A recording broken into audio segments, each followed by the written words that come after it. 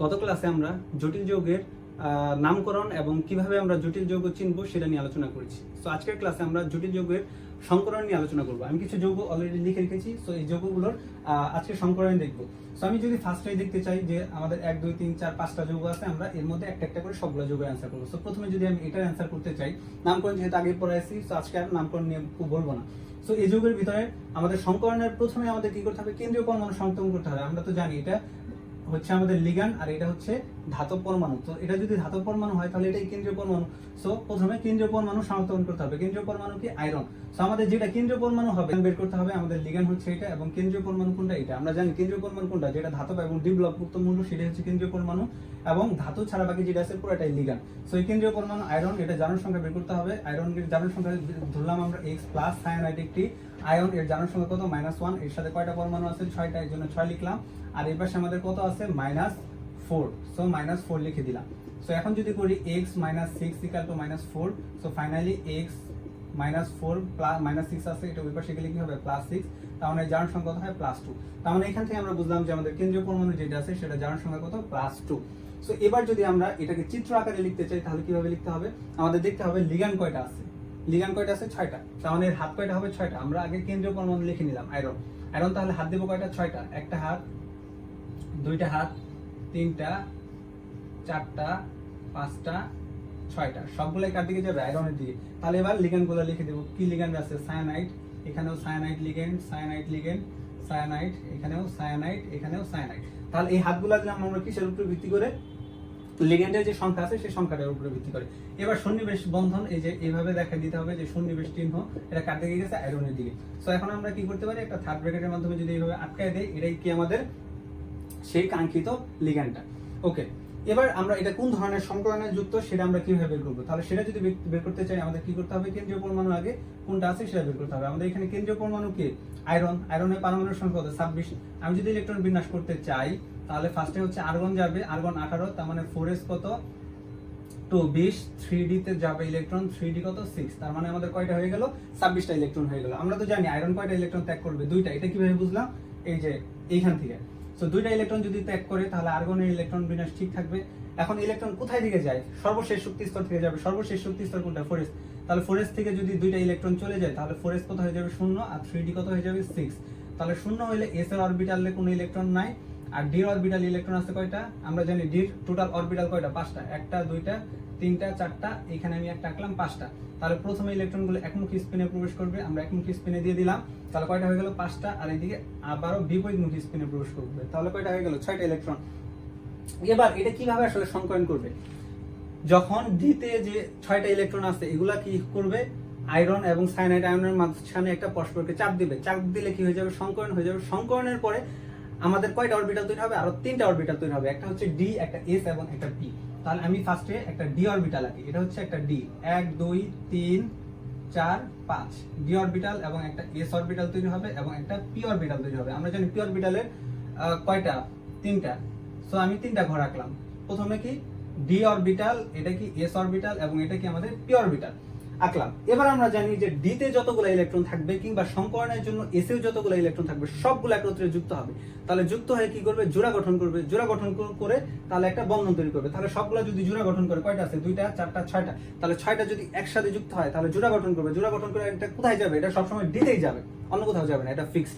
তাহলে ডি তে যদি যায় 6টা ইলেকট্রন, তাহলে জোড়া আকারে যদি দেই তাহলে 1 জোড়া, 2 জোড়া, 3 জোড়া, 6টা ইলেকট্রন কিন্তু চলে গেছে।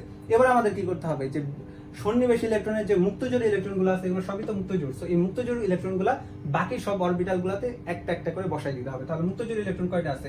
2টা, 4টা, 6টা, 8টা, 10টা, 12টা। তাহলে 12টা এইভাবে দিয়ে দিই। একটা, দুইটা, তিনটা, চারটা, 5টা, 6টা। তাহলে 6টা ইলেকট্রন দিয়ে দিলাম। এই মুক্তজোড় ইলেকট্রন বিন্যাস ইলেকট্রনগুলোই আমাদের কি নির্দেশ করে? এটা কোন ধরনের সংকরণে অংশগ্রহণ করতেছে সেটা নির্দেশ করে।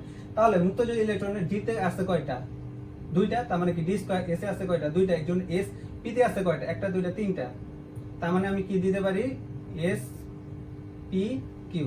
2 4 6 8 10 12। হ্যাঁ, এবার আমরা কপারের সংকরণ নিয়ে আলোচনা করব। সো কপারের সংকরণ যদি বের করতে চাই এর যোজনী বের করতে হবে। তাহলে কপারের যোজন এই যে এখানে কত দেওয়া আছে? +2। তার মানে এখানে কপারের যোজনী কত? 2। সো আমি 2 বসাই দিলাম। তাহলে আমাদের ফার্স্টে কি কেন্দ্রীয় পরমাণু বের করা শেষ, এবার লিগ্যান্ড যুক্ত করতে হবে। সো আমি জানি কেন্দ্রীয় পরমাণু এখানে হয়, লিখলাম। আচ্ছা, তারপর কয়টা হাত লিগ্যান্ডে? চারটা, তার মানে তার চারটা হাত দিতে হবে। একটা হাত, দুইটা হাত, তিনটা হাত, চারটা হাতে আমি দিয়ে দিলাম। চারটা হাতে কি যুক্ত হবে? লিগ্যান্ড। লিগ্যান্ড কি আছে? NH3। সো NH3 দিলাম, এখানেও NH3 দিয়ে দিলাম, এখানেও NH3 দিলাম, এখানেও NH3। সো প্রত্যেকে সন্নিবেশ ইলেকট্রন দ্বারা যুক্ত থাকবে বা সন্নিবেশ বন্ধনের মাধ্যমে যুক্ত থাকবে, আমি যুক্ত করে দিলাম। এটাই হচ্ছে কপারের লিগ্যান্ডের চিত্র। এবার এটা কোন ধরনের সংকরণ অংশগ্রহণ করতেছে সেটা বোঝার জন্য কি করতে হবে? কেন্দ্রীয় পরমাণু ইলেকট্রন বিন্যাস করতে হবে। সো কেন্দ্রীয় পরমাণুকে কপারের ইলেকট্রন বিন্যাস যদি আমরা করি, কপার কত হয়? ফার্স্টে আর্গনের ইলেকট্রন বিন্যাস দিতে হবে, দিলাম। তারপর কত? 4s1 3d কত? 9। সো এখান থেকে দেখে বুঝতেছি যে কপার কয়টা ইলেকট্রন ত্যাগ করবে? দুইটা। সো কপার যদি এখন দুইটা ইলেকট্রন কোনোভাবে ত্যাগ করে, তাহলে এখানে কি আর্গনের ইলেকট্রন বিন্যাস হবে। আর 4s কত হয়ে যাবে? 0, সরি এখানে 10 হবে। 4s 0 আর 3d কত? 9, কারণ এখান থেকে একটা যাবে, এখান থেকে একটা ইলেকট্রন চলে গেল। তাহলে 4s এ ইলেকট্রন আসলে আছে কয়টা? কোনো ইলেকট্রন নাই। এবং d তে কয়টা ইলেকট্রন আছে? আর 9টা আছে। আমরা জানি d কে কয় ভাগে ভাগ করা যায়? 5 ভাগে। তার মানে একটা ঘর, দুইটা ঘর, তিনটা ঘর, চারটা ঘর, পাঁচটা ঘর লিখলাম। তাহলে একটা, দুইটা, তিনটা, চারটা, পাঁচটা, ছয়টা, সাতটা, আটটা, 9টা। তাহলে এইভাবে ইলেকট্রনগুলো চলে গেল। এবার কি হবে? ডি অরবিটালের যে ইলেকট্রনগুলো 4s বা সবগুলা কপারের সাথে এমন একসাথে যুক্ত হয়ে কি করবে? সংকরণ গঠন করবে। সংকরণ মানে একে অপরকে চাপ দিবে। চাপ দিলে কি হবে? সবগুলো অযুগ্ম ইলেকট্রন কি হয়ে যাবে? যুগ্ম হয়ে যাবে। যুগ্ম হয়ে নতুন আরো তিনটা অরবিটালের সৃষ্টি হবে। তিনটা অরবিটাল কি? একটা হচ্ছে ডি, একটা কি এস, এবং একটা কি পি। সো প্রথমে ইলেকট্রনগুলো কোথায় ঢুকবে? ডি তে ঢুকবে। সো আমি তিনটা নতুন অরবিটাল আঁকি। এস এর অরবিটাল 1 ঘর, 2 ঘর, 3 ঘর, 4 ঘর, 1 2 3 4 5 পাঁচটা ঘর, এটা কি ডি। এবার এস এর অরবিটাল এবং একটা পি অরবিটাল। তাহলে এটা আমি কোথায় থেকে লিখলাম? এটা হচ্ছে তৈরি হয়েছে কিসের ফলে? সংকরণের ফলে।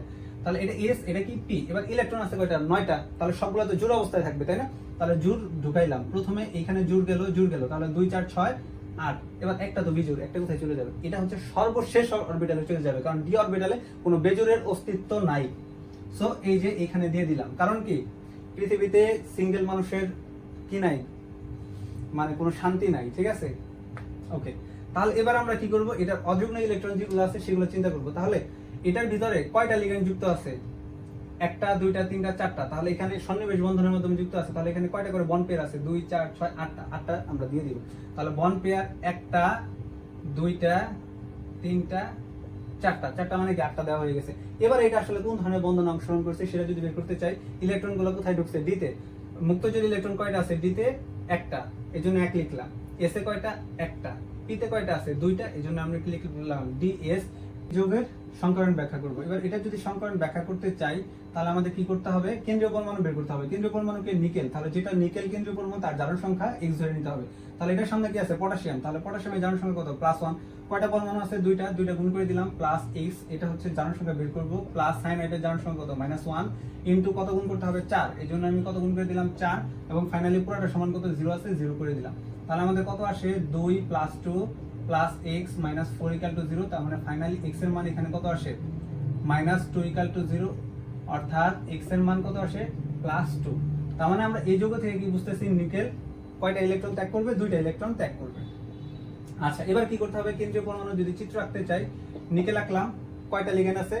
4টা। তাহলে 4টা লিগ্যান্ড এবার দিতে হবে। একটা লিগ্যান্ড, দুইটা লিগ্যান্ড, তিনটা লিগ্যান্ড, চারটা লিগ্যান্ড। চারটা লিগ্যান্ডে কি থাকবে? সায়ানাইড। সো সায়ানাইড দিয়ে দিলাম।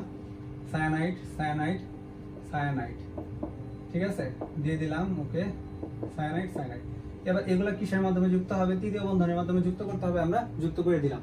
এবার এটা কোন ধরনের সংকরণ অংশগ্রহণ করে সেটা বের করবো। সেটা করার জন্য কি করতে হবে? নিকেল ইলেকট্রন বিন্যাস করতে হবে। নিকেল ইলেকট্রন বিন্যাস যদি করি, নিকেল আমাদের কত? 28। তাহলে 28 ইলেকট্রন যদি করি, তাহলে নিকেলের আগের পরমাণু নিষ্ক্রিয় মূলক কত? আর্গন। আর্গন লেখা মানে 18 লিখে ফেলছি। তারপর কত হবে? 4s2। তারপর কত হবে? 3d কত? যেহেতু 20 হয়ে গেছে, তার মানে এখানে কত দিতে হবে? 8টা ইলেকট্রন দিয়ে দিলাম। নিকেল এবার কয়টা ইলেকট্রন ত্যাগ করে? 2টা। তাহলে 2টা ইলেকট্রন ত্যাগ করলে কোথায় থেকে ইলেকট্রন যাবে? 4s থেকে। তার মানে এখন আমাদের ইলেকট্রন বিন্যাস কিরকম হবে? আর্গন 4s0, 3d কত? 8। আচ্ছা, 3d 8 মানে কি? 4s এ কোনো ইলেকট্রন যায় নাই। 8 এ কয়টা ইলেকট্রন আছে? d ঘর কয়টা? 5টা। 1 2 3 4 5টা ঘর লিখলাম। প্রত্যেকটা ইলেকট্রন কিভাবে যাবে? সিঙ্গেল ভাবে যাবে, একমুখী স্পিনে দিয়ে দিলাম। 5টা হয়ে গেছে, 6টা, 7টা, 8টা।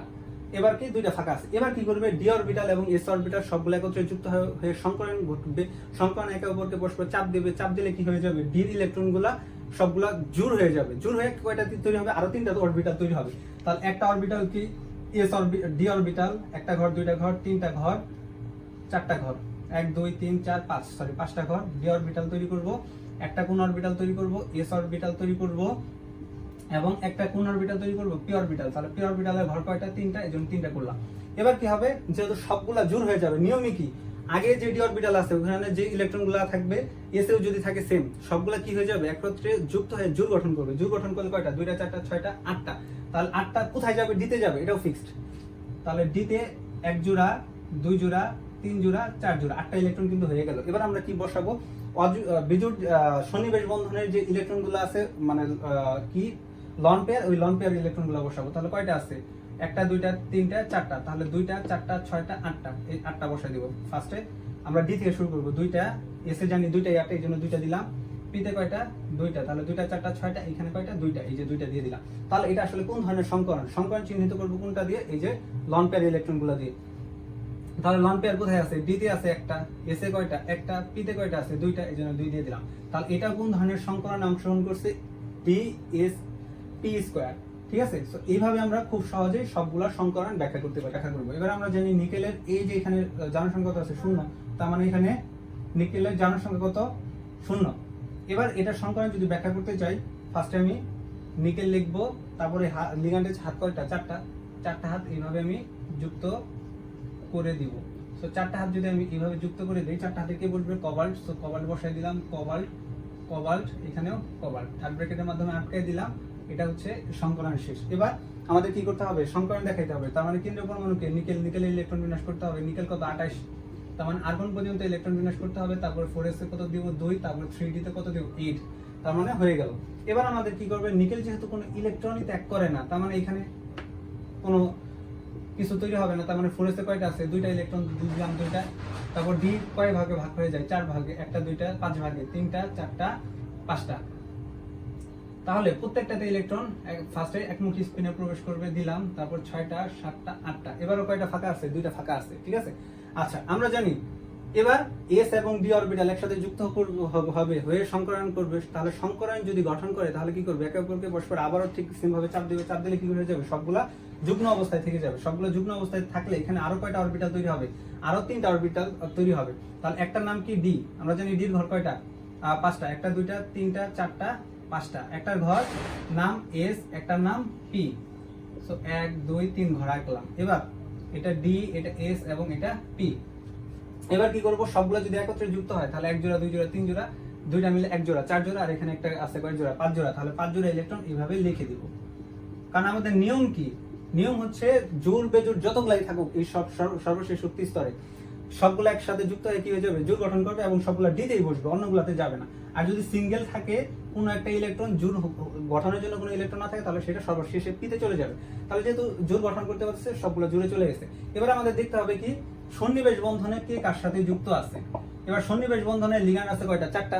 তাহলে 4টার 2টা loan pair, loan pair, loan pair, loan pair. তাহলে 1 জোড়া 2 জোড়া 3 জোড়া 4 জোড়া, 4 জোড়া কি পাশাপাশি দিয়ে দিতে হবে। তাহলে ডি তো ফাঁকা নাই, তাহলে এস থেকে শুরু করব।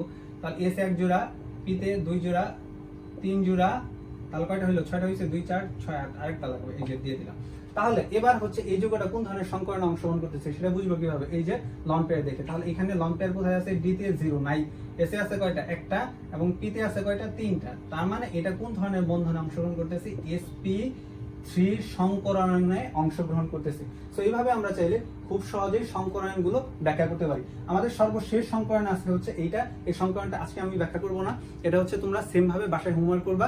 তা হোমওয়ার্ক করে এটা অ্যান্সার কত আসে বা রেজাল্ট কত আসে এটা আমাকে জানাবা, ঠিক আছে? তারপর যদি কার কোনো প্রবলেম থেকে থাকে তাহলে আমাকে সংকরণ নিয়ে বিস্তারিত কোশ্চেন করবা, বা যে কোনো টপিক্সের যে কোনো জিনিসে তোমাদের এইচএসসি বা এসএসসি লেভেলে যদি কোনো প্রবলেম থাকে সায়েন্সের রিলেটেড সাবজেক্টগুলোতে, তাহলে কোন টপিক্সের প্রবলেম আমাকে জানাবা। আমরা খুব সহজেই বা খুব দ্রুত এগুলোর প্রবলেম সমাধানের চেষ্টা করবো। সো ততদিন পর্যন্ত সবাই অনেক ভালো থাকো, সুস্থ থাকো। আল্লাহ হাফিজ।